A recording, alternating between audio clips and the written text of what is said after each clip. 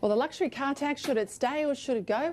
And can the budget afford it? Joining me now is the Australian's editor-at-large, Paul Kelly, from our Sydney studios.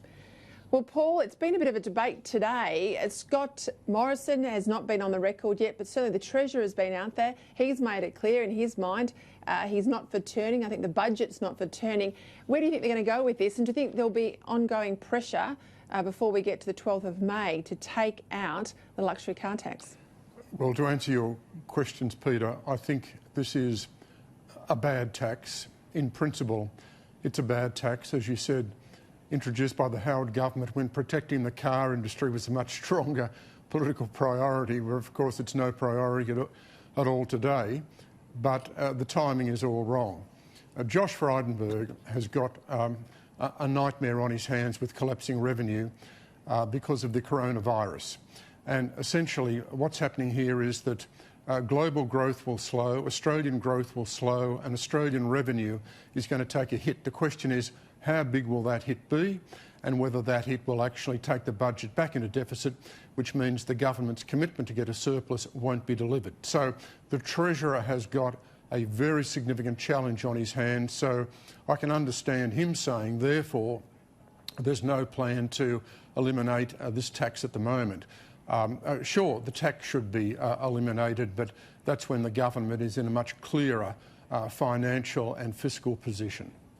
I'm very interested, Paul, you've written very strongly over the weekend, great analysis piece in The Australian, on the whole battle of climate change politics inside the coalition. And obviously now there's all this talk about a net zero carbon emissions reduction target for 2050. Interestingly, countries around the world that are pushing it the hardest are those that haven't met their 2020 targets and are nowhere near likely to meet their 2030 targets.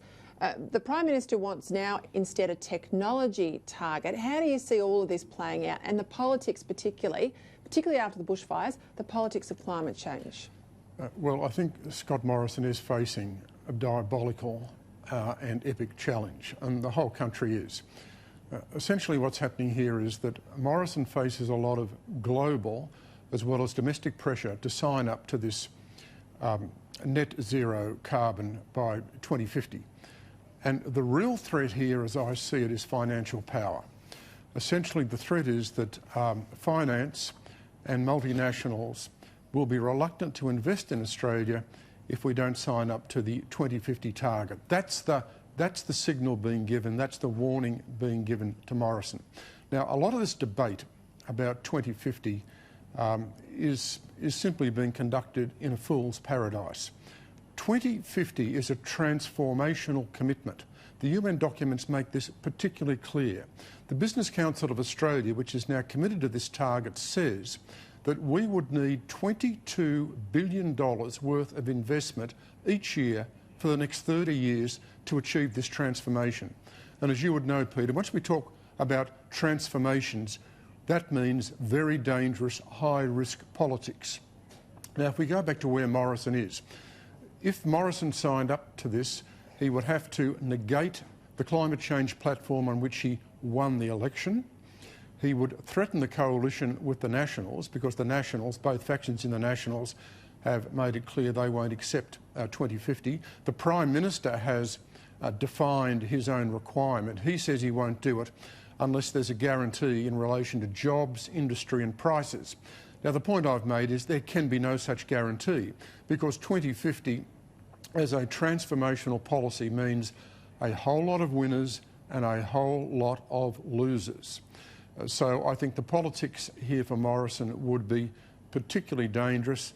Labor, I think, will sign up to the 2050 target, and if Morrison headed in that direction, I think it would unleash a really deep-seated backlash across the regions in terms of popular sentiment against Morrison and against his government. So this would be a very, very dangerous step for Morrison.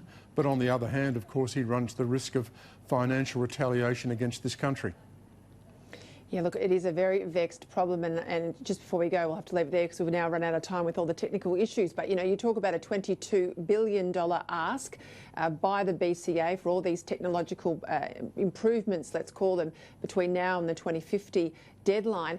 They can't find $600 million to offset the losses if they were to get rid of a luxury car tax, but somehow they've got to find $22 billion. This is the problem they're in with the budget. This is why it's such hard going. And I think this is where Labor can promise, or anyone can promise. 2050 is a long, long way away, but a government has to model it, and they have to be able to demonstrate that they can afford it and that jobs will be protected, and that's the quandary. Paul Kelly, got to leave it there. Thanks very much for your time and your patience sitting there in Canberra as well. Thanks, Peter.